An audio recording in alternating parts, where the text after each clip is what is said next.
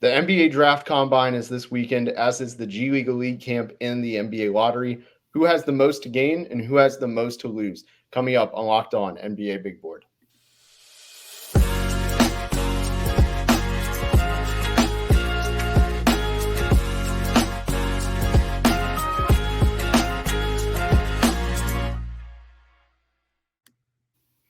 Big shout out to everybody who is listening to this on this Friday. We really appreciate you for making Locked On NBA Big Board the first listen of your Friday and of the last day before the NBA Draft Combine, and the last couple of days before we know the official draft order. This is the first year where we get the lottery before the combine starts and also on a Sunday. We are very excited. My name is Richard Stayman. You might know me better as @MavsDraft on Twitter. I'm joined by James Barlowe, who we have been starting to do episodes more and more together. James is fantastic, has a great eye. He's Rafael's brother. We see the game, I think, very similarly. James, how are you doing today? I'm good, man. Maintain it, man. Can't complain. Yeah, absolutely. Well, before we dive too much into this, today's episode is brought to you by Prize Picks, the easiest and most exciting way to play daily fantasy sports. Go to prizepicks.com/lockedonnba and use code all lowercase LOCKEDONNBA for a first deposit match up to $100. The combine is this weekend. Let's just start broad picture, big picture. Who do you think has the most to gain this week at the draft combine? We talked about this young man in the last episode. I think it's Buzelis. Yeah, I agree. He had a bad season with the Ignite. If there was anybody who needs to just prove, hey, look at the raw talent on display, I think it's Matas. He's the biggest beneficiary of that. What do you think he needs to do to really show like that he is that big riser in the combine? He's got to shoot the ball like he did at Sunrise Academy. Again, I know it's different. The line is different. The competition is different. But let me read off a couple splits for you. All right. At Sunrise, 44% on jump shots, 42% in catch and shoot, and it was 48% unguarded. That's amazing. But when you look at what he did in this Ignite season, he was at 44% on jump shots, dropped to 32%. On catch and shoot, he went from 42% to 31%. And then unguarded, which it makes no sense at all, how he went from 48% to 23%. So if he goes out there in the combine, he's had plenty of time to work on his jump shot, get his confidence back up, because I don't think you go from that level of shooter at the high school level to where he is, and it just means that you just can't shoot like at all. So he goes out there, he shoots the ball with confidence. I think that even in this draft where a lot of people have him 5 to 7, I think if he goes out there and he shoots to cover off the ball, I think that will erase not all of it, obviously, but some of the bitter taste that he left in your mouth as an analyst watching him with the expectations that he could really shoot the ball. So I think he has the most to gain and also probably the most to lose too. Agreed. I think his boomer bust that he could have at the combine is massive. Who do you think would be the biggest faller potentially? That's it. I feel like if I'm gonna go with Matas again, it's crazy. If he does not shoot the ball well at the combine, which is it's almost hard to believe that he doesn't, because if it's the shooting drills and he's not making wide open shots, then obviously something's wrong. But it's like I feel like he has the most to gain, because the difference between what he was going into this season versus what he ended up is like the biggest jump to me. So like you expect like Reed Shepard to shoot well. You expect Rob Dillingham to shoot well. Yep. I mean, those guys are probably going to get dinged on like physical stuff. And to me, those don't really matter as much, because I understand like the difference between Rob being 6'1" and 6'3" doesn't mean much to me. And he's going to have to guard point guard, and he's going to have to step up his defensive intensity regardless of how tall he measures. But I just feel like Matas, this is like a really, really, really, really big weekend for him. If Ron doesn't shoot the ball as well, then like, okay, we know Ron's shooting is a project. If Stefan Castle doesn't shoot the ball as well, we understand that his shooting is a project. But like, I feel like Matas, this is his biggest opportunity right here for him to to rise back up on these boards, because if he shoots the ball well, you can almost say he could be a top 3 pick in this draft. And I mean, shoot, he called out Ricochet, so it's like, why not? Yeah, I agree. And I think we're going to be talking a lot about the Ignite guys in this episode, just because they won 2 games, right? Like, so I feel like when you win 2 games, you can really only go up. But at the same time, when Matas is projected in the top 5, it's actually still a long way to fall. Same with Ron Holland. He's anywhere from, on a lot of people's boards, 2 to like 10 or 15. So they have a lot of range to really fall. And I agree with you about like Dillingham. Look, if he measures at 6'1.5" versus 6'1", changes literally nothing on his stock. We know he's small. It's just at this point putting an official number on it. Right. I'm sure there'll be people that overanalyze it, but I think I agree though. I think Matas is probably the best answer. The other guy I would say, I'll just stick with the Ignite. I mean, you already hinted at it, Ron Holland. I think he has both the most gained and the most to lose. So those Ignite guys, they have to do all the drills if they're there. They have to measure. I mean, if Ron Holland is 6'6" and doesn't shoot that well, he's going to have a hard time going top 5. Do you think that his wingspan, I don't know what his wingspan is, but do you think that his wingspan could make up for him being 6'6"? It has to measure almost 7 feet. If so, I think so. Because I know they measure at the USA camp. Let me see if I can find what that was. Because if there was already something out there, there's nothing. Nobody has the wingspan. So that'll be interesting. This will be the first time that comes out. And I think that's going to be a very telling detail for him. Is there anyone else that you see as like having a boom or bust kind of week at the combine? I want to say very similar to Maras. I think Stephon Castle has to go out there and shoot the ball well too. Like he never was the shooter. He wasn't billed as a shooter, but he can't, to me, come in and not show like any improvement, because the way they guarded him, like he was a non-shooter in college. So like in high school, he was at 35% on catch and shoot jumpers. That dropped to 26% at UConn. And unguarded, he was at 38%. You would absolutely take 38% from him, a slashing guard. But at UConn, he was at 24% shooting unguarded. Again, these numbers are according to Synergy. So I just feel like you got to go out there and you got to show that you've been working on your jump shot and that you have shooting potential. You don't have to go out there, at least for Castle, and in my opinion, Holland, you don't have to go out there and shoot lights out. You just need to go out there and show good mechanics, good stroke, repeatable mechanics, no wild misses. Yep. And I just feel like Matas, he has to shoot the cover off the ball. Yeah, I completely agree. Like Stephon Castle, we've talked about this the last few days, but like he's had some of those bad misses where he doesn't even touch rim. Can't have a single one of those. No. Like there's even Dylan Mitchell last year. I think he might have had one, and he was a horrible shooter coming into the combine.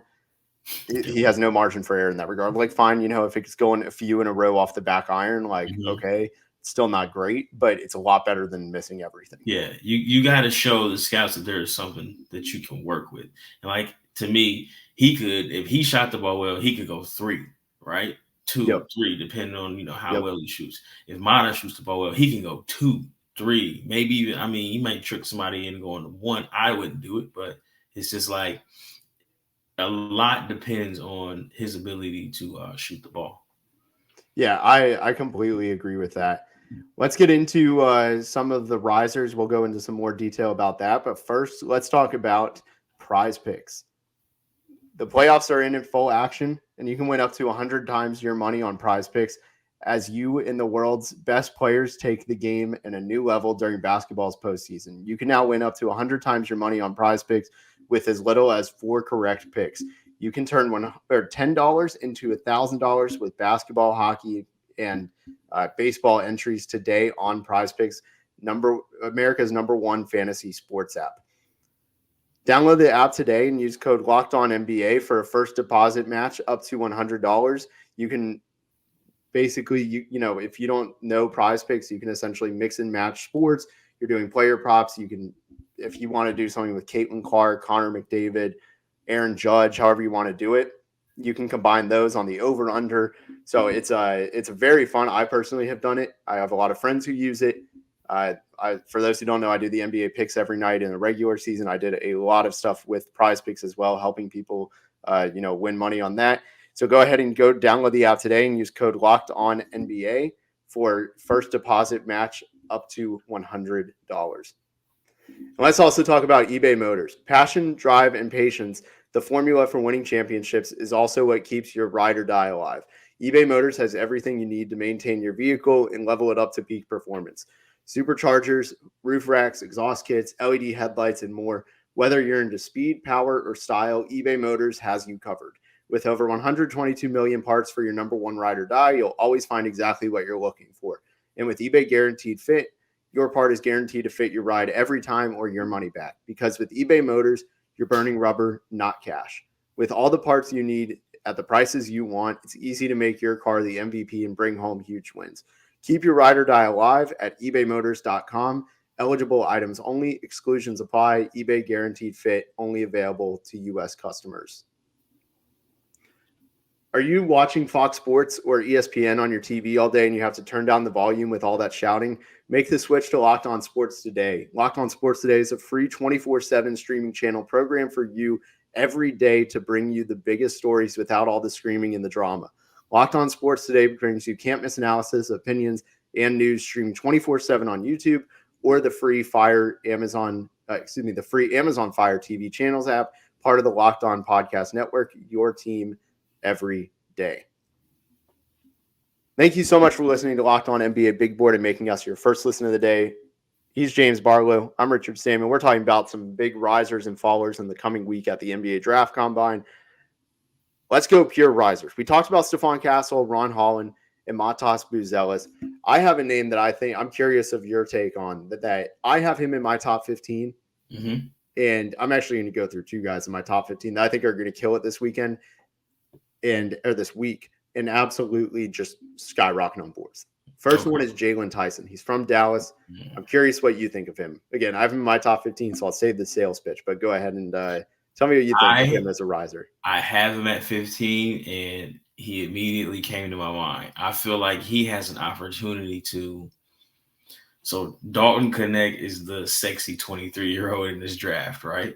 He's the sexy old guy. I feel like Jaylen Tyson is just as good, and he might be a better basketball player, and he has a perfect opportunity to do it. He didn't have the same stage because his team wasn't very good. Played in the Pac, whatever the Pac is, 10, 12, 14, 2. Pac 2, yeah. Right. He played whatever conference. It's late at night. Dalton Connect played in, I believe, with the Elite 8. So I feel like Jaylen Tyson, I'm going to agree with you. He has an opportunity to really make a name for himself. Yeah. Another one. Yeah, well, I'll give the sales pitch real quick on why I also have Tyson, just to give some more background, because you captured it really well. A lot of it's just the visibility. Mm-hmm. So for context of why he was at 3 schools in 3 years, the first one, he was originally committed to Texas Tech. Chris Beard told him, hey, follow me to Texas. I'll give you some playing time. That was a lie. He did not get any playing time. So he goes back to Tech where he was originally supposed to go. Things were good. He still didn't get as much playing time and opportunity, I think, as he wanted. But also, Mark Adams had some racial comments directed at him, and he got fired, and it was a disaster. So he had no reason to stay there. Then he goes to Cal in year one of the rebuild, and they weren't a winning team, but it wasn't because of him. They really didn't have any true guard play. Mm-hmm. I have some concerns about most of the rest of the roster without naming names. So it wasn't his fault, but if you wanted the dribble, pass, shoot wing who does everything and really hasn't been in bad situations, but the bad situations aren't his fault. Mm-hmm. Is basically it. I feel like he's an easy gamble on if there's an upperclassman this year, it's him. I agree. And I believe it was at Texas Tech, they told him stand in the corner, and he shot the ball well. Yep. And then at Cal, you got to see he's a basketball player. He can hoop, he can create his own shot, he can pass. I agree with you there, Jaylen Tyson. Yeah, my other one is DaRon Holmes. He was at the Combine last year. I was shocked he went back to school. I told you, I said it at the beginning. We see very similarly. The whole the other day we were talking about how both of us value what you do when you're not at using your best skill. Like if you're a shooter, you're not shooting. What are you doing? Like I'm Mm-hmm. telling you, we see the game very similarly. I love this. Okay, But yeah, yes. DaRon Holmes, it's weird when people ask why I like DaRon Holmes. My pitch is so weak, but he's just so scalable and adaptable. Mm-hmm. I feel like he's always going to find a way. But what is there not to like about him aside from him being like skinny? Like I think he's a little awkward. Yeah, like he like reminds me of like a super skinny like Al Horford, right? Where he can make threes, he can dribble enough, and like I mean Al Horford was like fast somehow at 6'9" when he was rebounding in Florida, but like he just reminds me of like a skinny Al Horford. Now I'm not saying he's gonna have the career Al Horford is because Al's like my age and he's still starting, but like he just does so many things well, and like if you're concerned with him being skinny. Chet is 190, and he's one of the best rim protectors in the NBA. Now, is DaRon Holmes the rim protector that Chet is? No, but he could stretch the floor. I feel like he can. You're not going to feed him in the post like they were at Dayton, but if there is a switch opportunity, he should be able to attack a smaller guard. So it's like I feel like I agree with you. He can play really well at the combine, and it's like if he gets matched up with like a Filipowski or any of these other bigs, like he can stretch them out to the floor and still beat them off the dribble when they have to close out to him if he's making those threes. Yeah, completely agree. And also, like Dayton played one of the slowest paces in the entire country. They were bottom 25 or 30 in pace, and because of that, DaRon Holmes, like to produce how much he did in that offense is really impressive. I mean, he almost had 40 points per 100 possessions, which I'm not a huge fan of that stat, but like when you're on a slow team, that paints that picture of just how efficient he was. Mm-hmm. Again, he's just adaptable. He doesn't have any one like dominant way to score, sure. Mm-hmm. But like he just finds a way. And I feel like you can't overthink production sometimes. Right. I'm all in on the guy. I have him fringe. Like I have him, I think number, let me see, 12 or 11. Like, I mean, I have him 19, and I'm that could just be where he just falls. But I think he's gonna be really, really good. It's just how I view my board, where I'm like the guaranteed guys this year, I'm putting all from top 15. Like for me, that's just my method in a bad year. So the other guy, I'm curious of your opinion on this. We'll go quick on this. If he does well, I think this is somebody that I know your brother liked him for a while. I think he still does. If he does well at the combine, like shooting, if he plays in any scrimmages and he does well, he was a winner everywhere before coming to the G League Ignite. What do you think of Isan Almansa if he has a good combine? What do you think of him in general? That's a good one too. And here's the thing, like if he gets paired with a really good point guard, I think he could be like, oh shoot, that's the Ethan Almansa that we, grew to love. Like I agree with you. I wasn't thinking about him. And it's funny, we did the redraft and I drafted him because I'm like, man, he fell to 40 something. Like that's crazy. But like he's really good. It's just he was in a not good situation. And it's hard for him, I think, to matter of fact, he's had some success when Dink started to play with him. Because Dink like pushed the tempo. Dink was like making a concerted effort to hit him on the roll. And I'm not gonna like throw the other guys under the bus, but like it just, you could tell that he kind of needs like that point guard play. And I think he's going to be really, really solid. Let me throw one out there. I think Keyshawn George has a chance to make a name for himself too. So 6'8", he has a burner and he can handle the ball. You know what? Maybe this is a whole other subject, maybe another podcast, but like, why is Cody Williams a better prospect than a Keyshawn George? Keyshawn was an off-ball player. I think that's it in the age. That's it. Well, the opportunity. That's it. Yes. I'm not. I mean, we talked about this last episode. I gave Cody Williams a thumbs down on where I stand on him. I'm still books out on Keyshawn George. Mm-hmm. I liked him too much. I think I'm probably just anchoring at this point. But like, with the flashes we saw, I loved him coming in from like his stuff. I think it was in Germany. I forget what country, but it was somewhere overseas. And I loved what I saw. And then the shot, I mostly buy it. Some obvious questions that I have with like how real it is, but I don't know. I feel like, why is there not more hype with him? Right. And it's like, okay, we think Cody can pass. I know he can pass. like out of pick and roll. Like he made, I forget against who it was, but he came off the screen and then it was a live dribble live. And I'm like, okay, in this draft, Tyvus should make that pass. And then it's him.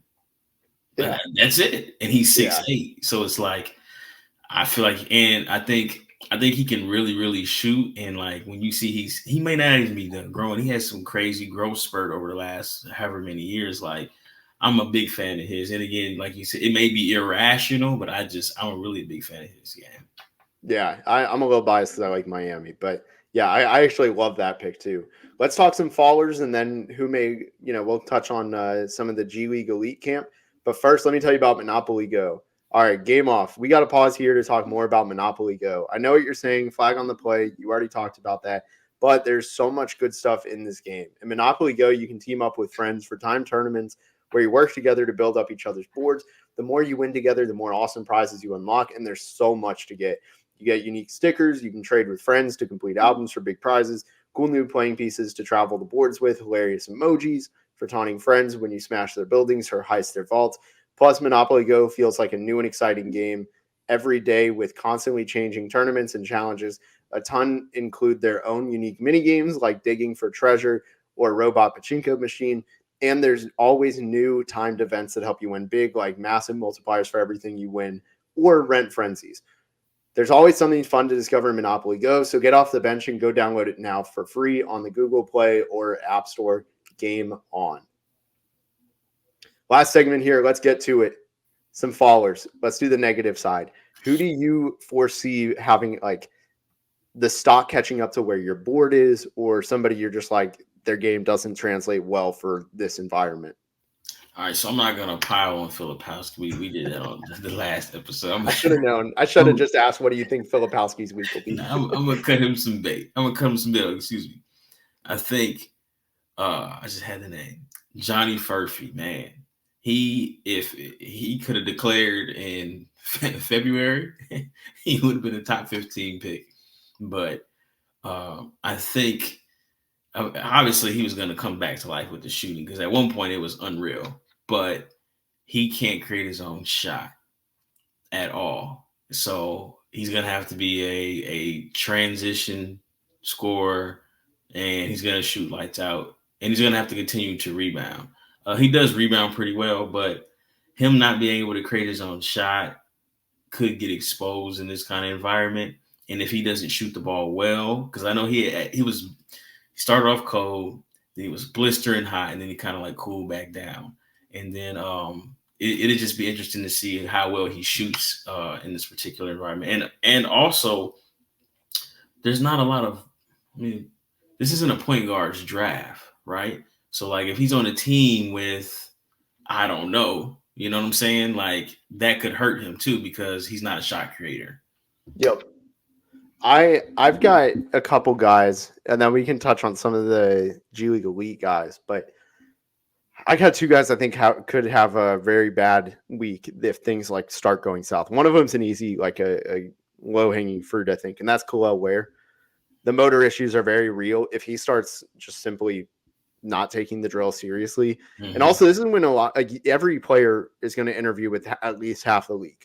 For the like, if you're in at least in the NBA Combine and you're projected as a draft pick, you are interviewing with probably 15 to 20 teams at least. Mm-hmm.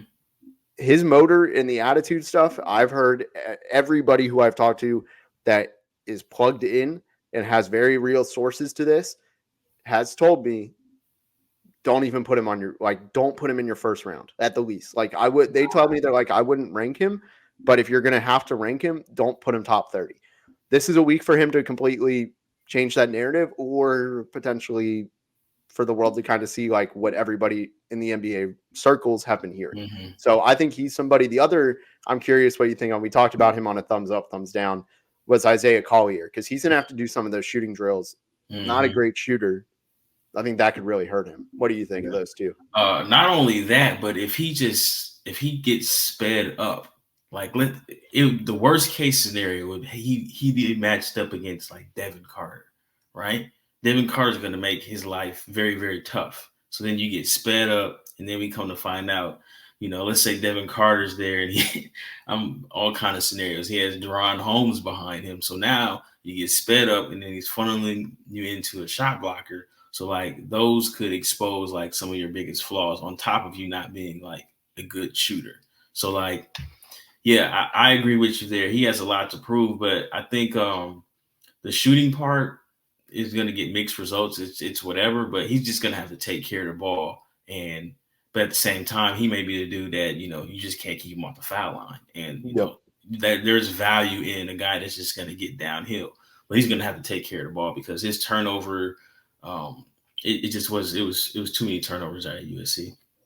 Yeah, and for those confused, this is the first year that if you are at the combine, you have to participate in everything. In theory, I'm very interested to see how the big agencies will pull their guys from it because last year, every year ever, really before this year, it was just like, nope. And if they did well the first game, knee soreness.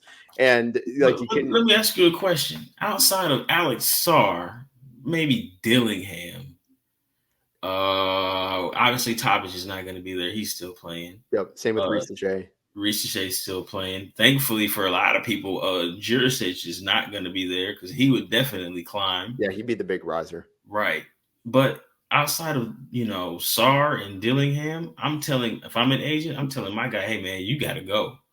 Yeah. This draft is wide open. You can see yourself go from 20 to 15, from 15 to 10. And that's a lot of money, too. Like, it's not just 5 picks. It's a lot of money. Yeah, and it's a lot of opportunity. I mean, we don't know where the cards may fall, but like if you land in a situation like San Antonio or Washington, like you could see yourself, having major playing time. So it's like I'm not gonna tell my guy, your niece, or like, nah, man, you got to, hey, you got to go. I agree with you. And just to put it in context, like what we're saying, going from like 20 to 15, let's just put it even to 14. The 20th pick is the Cleveland Cavaliers. That's a playoff team. The 14th is the Portland Trailblazers. So if it's a world of a difference going from one of those teams to the other. So I think that's a big thing. That's a great point. Last thing. If you had to pick somebody right now from the G League Elite camp that you think is going to make the absolute biggest splash, and I personally think this class is really strong in the G League Elite camp. They can get at least 6 people up to the NBA Draft Combine. I don't know if there's actually a limit. Mm-hmm. Who is your top guy in the G League Elite camp? I'll give mine. I'll give mine if you don't have one just yet. Go ahead. So I put you on the spot there. You did put me on the spot. I'm all in on Anton Watson. I just don't see why he's not an NBA player. I get it. Jump shot hasn't been super great. Never really has had strong shooting splits, but the jump shot has taken so much of a jump, and he does everything else on the defensive end, and he's a connected guy on an offensive end, really 1 through 5 in a lot of ways on the defensive end. I have a hard time keeping him off of an NBA roster. I have him in my top 30. I'm just shocked he didn't get a combine invite, so he's my answer. I got a sneaky one for you. Let's hear it. Taron Armstrong. Dude, I was watching. He had a buzz at Cal Baptist. Yep. He cooled off. Then he went back home to Australia, but that's a point guard right there. And this is I don't think this is a point guard heavy draft, but he's got good size. We know he can make plays. If I'm Almanza and he gets into that big one, I'm like, hey man, me and you, we can make some money together. Oh my God. Yeah. That's a sneaky one right there. I love that pick. I actually went and watched some Bobby Quintman stuff earlier today, and I forgot that they played on the same team. Mm-hmm. And I was like, who's this point guard that can not only get everybody looks, but also he is getting all of the snake pick and rolls without even like a screen. He does it. And I'm like, wait, how did you just do this?